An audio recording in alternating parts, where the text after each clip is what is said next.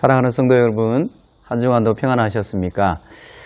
오늘 이 세상을 살아가는 동안에 우리 찬양하시면서 순예배 함께 드리도록 하겠습니다.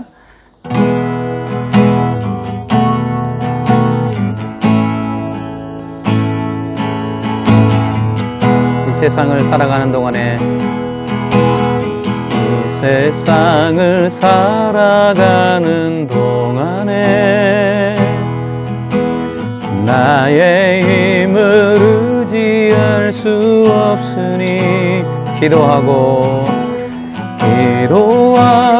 낙심하지 말 것은 주께서 참 소망이 되심이라. 주의 길을 걸어가는 동안에 세상의 것 의지할 수 없으니 감사하고 낙심하지 말 것은 주께서 참 기쁨이 되심이라. 하나님의 꿈이 나의 비전이 되고 예수님의 성품이 나의 인격이 되고 성령님의 권능이 나의 능력이 되길 원하고 바라고 기도합니다. 하나님의 꿈이 나의 비전이 되고 예수님의 성품이 나의 인격이 되고 성령님의 권능이 나의 능력이 되길 원하고 바라고 기도합니다.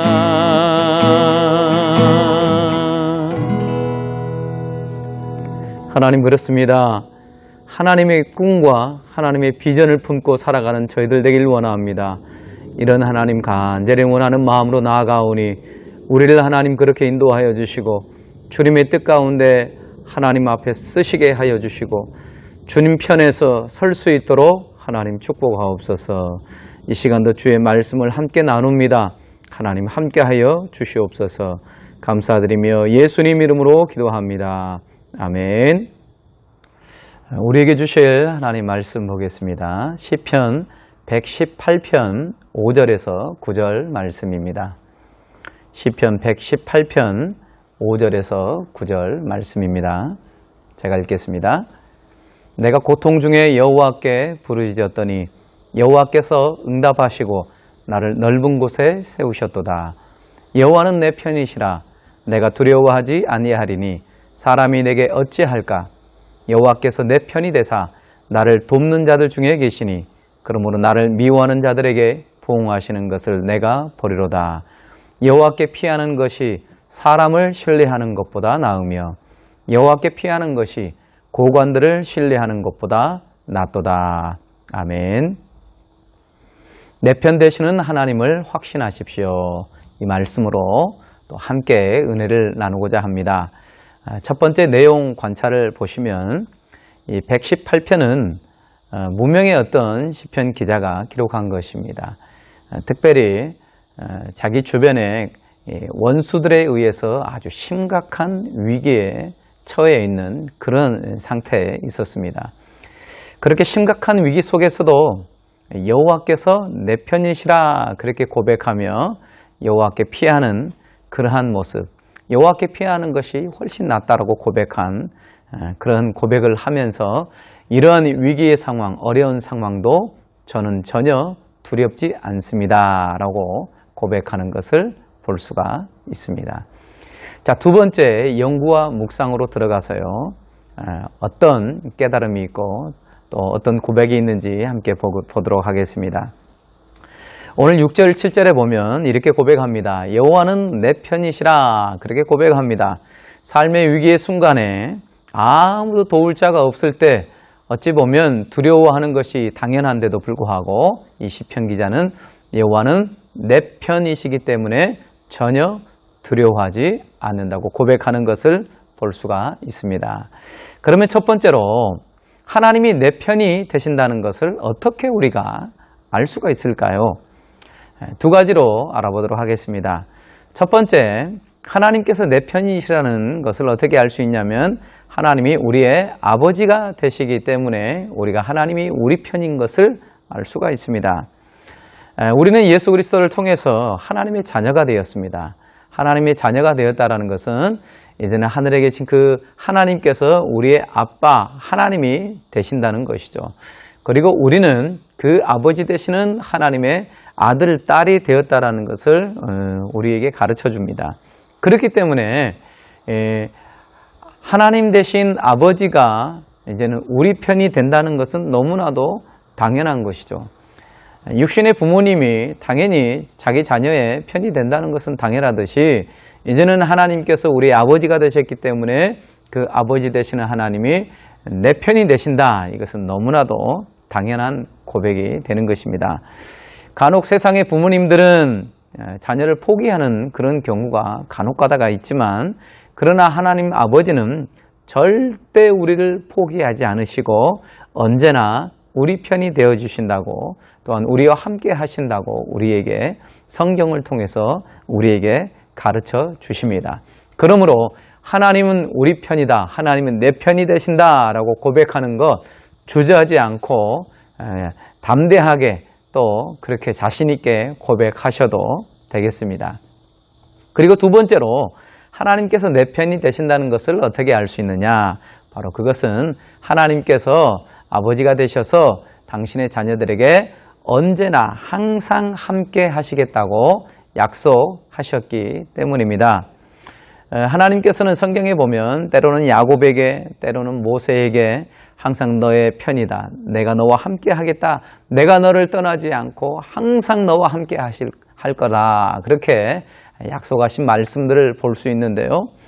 또한 신약에 넘어와서도 예수님께서 예수님을 따랐던 제자들에게도 내가 너희와 세상 끝날까지 항상 내가 너와 함께 하겠다. 그렇게 약속하신 것을 볼 수가 있습니다.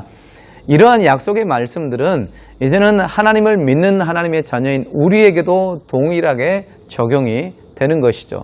그래서 지금도 동일하게 하나님 아버지께서는 우리를 보시면서 내가 네 편이기 때문에 항상 너와 함께 한다. 이렇게 약속하십니다. 이렇게 약속하시고 실제로 그렇게 함께 하시기 때문에 우리가 주저하지 않고 그렇습니다. 하나님은 항상 우리와 함께 하십니다. 언제 어디서나 삶의 위기나 어려움 가운데서도 하나님은 항상 우리와 함께 하시는 내 편이 되어 주십니다. 라고 고백할 수가 있고 또 그렇게 확신할 수가 있다는 것이죠. 자, 그렇다면 두 번째, 하나님께서 내 편이 되시면 주어지는 어떠한 축복이 있을까요? 두 가지로 우리가 알 수 있는데요. 첫 번째는 하나님께서 우리 편이 되실 때에 우리를 도와주신다는 것입니다. 오늘 시편 118편 7절에 보면 여호와께서 내 편이 되사 나를 돕는 자들 중에 계신다. 그렇게 고백합니다. 하나님께서 내 편이 되셨다는 것은 이제는 하나님께서 우리의 도움이 되신다는 거죠. 돕는 자로서 하나님께서 우리와 함께 하신다는 것입니다. 다윗도 이런 하나님의 도우심을 고백한 것을 볼 수가 있습니다.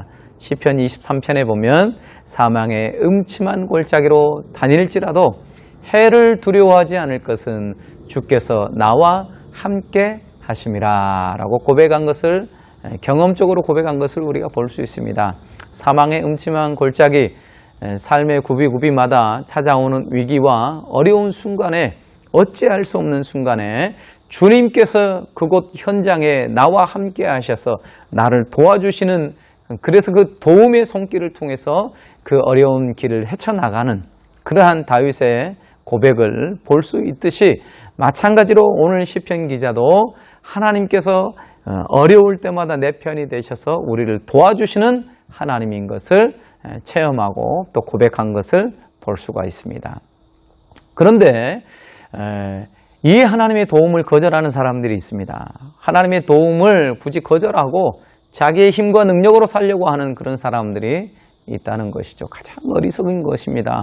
가장 지혜로운 사람은 누구냐면 하나님이 우리의 도움이 되시기 때문에 천지 만물을 만드신 전능하신 하나님이 우리의 도움이 되신다는데 마다할 이유가 뭐가 있겠어요?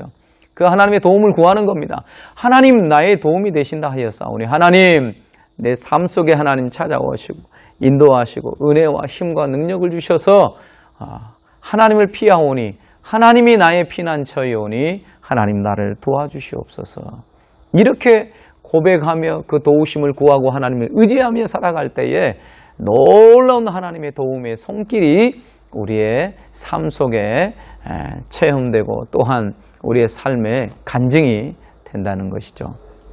그리고 두 번째로 우리에게 따라오는 축복이 무엇이냐면 고난 중에서도 형통하게 하신다는 것입니다. 특별히 요셉은 형들의 미움을 사서 그래서 애굽의 종으로 팔려가게 되죠. 애굽의 종으로 팔려가서 종살이를 하게 되고 또한 억울한 일을 당해서 감옥살이를 하게 됩니다. 그러한 고난의 때가 13년이나 되게 되는데요. 요셉의 입장에 보면 이것은 칠흑과 같은 어둠의 시기입니다. 도저히 소망도 없고 절망 가운데 그렇게 빠져버린 13년의 그러한 이 시기인데요. 그런데 성경에서는 그런 고난 가운데 있을 때 성경에서 이렇게 고백하는데요. 요셉이 하나님과 함께함으로 형통하였더라 라고 고백하고 있습니다.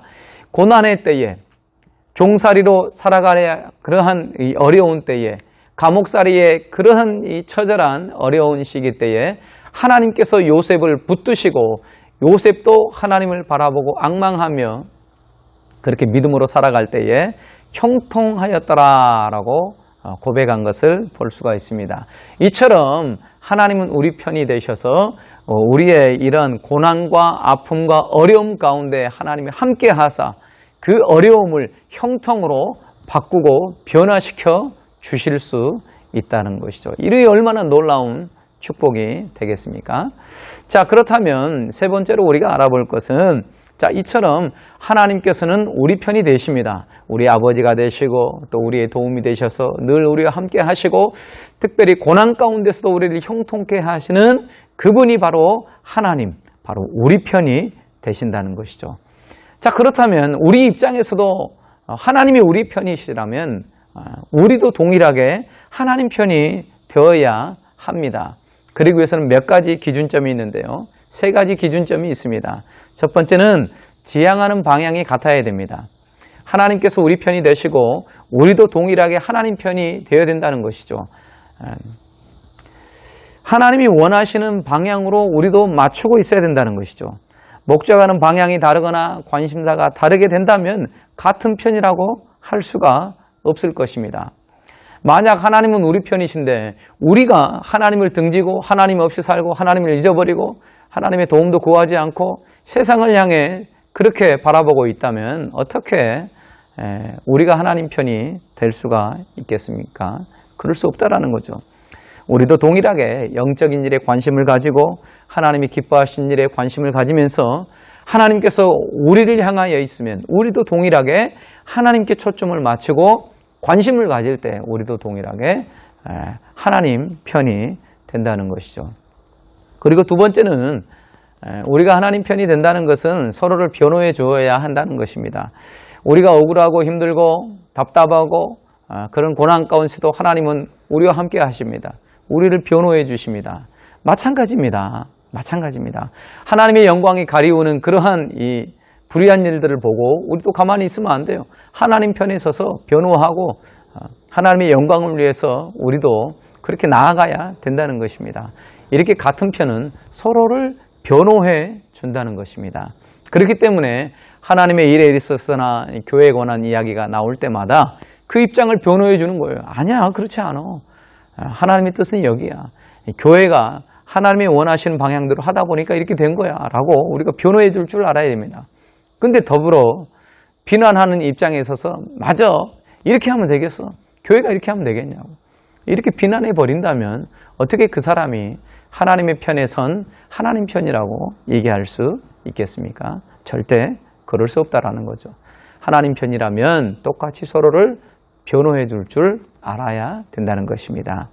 그리고 세 번째는 하나님이 똑같이 내 편이시라면 고난에도 동참할 수 있어야 나도 하나님 편이라고 그렇게 고백할 수 있다는 것이죠. 진짜 같은 편은 어려울 때 진가가 나타납니다. 좋을 때야 뭐 다 좋지만 고난받고 어렵고 힘들 때 그때 같이 있어주는 거예요.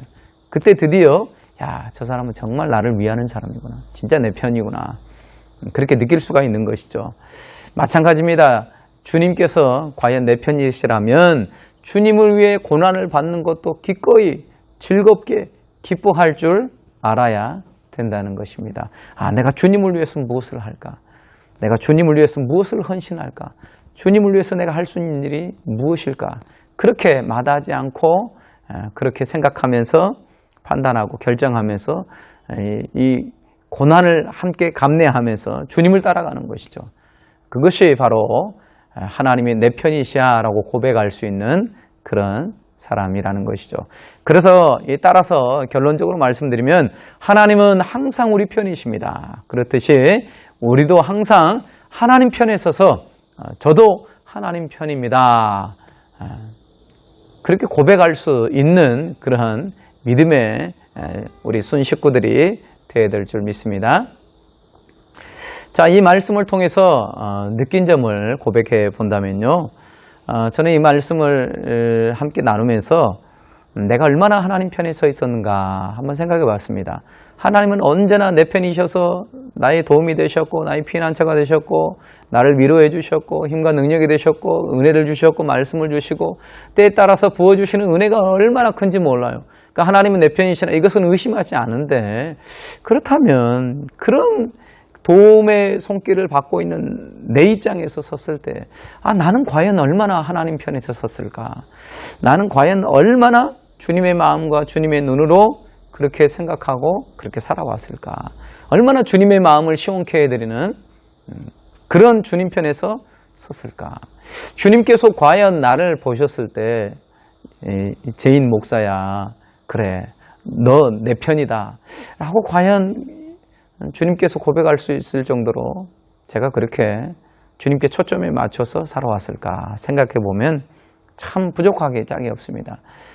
그래서 이제는 이제 조금 더 나아가서 주님 편에 서서 주님이 보실 때도 충성스러운 종, 주님의 마음을 정말 시원케 해드리는 그런 주님 편에 선 주님이 보셨을 때 그래 너는 내 편이다 라고 고백할 수 있는 그런 삶을 살아야겠다 그렇게 느껴보게 되었습니다.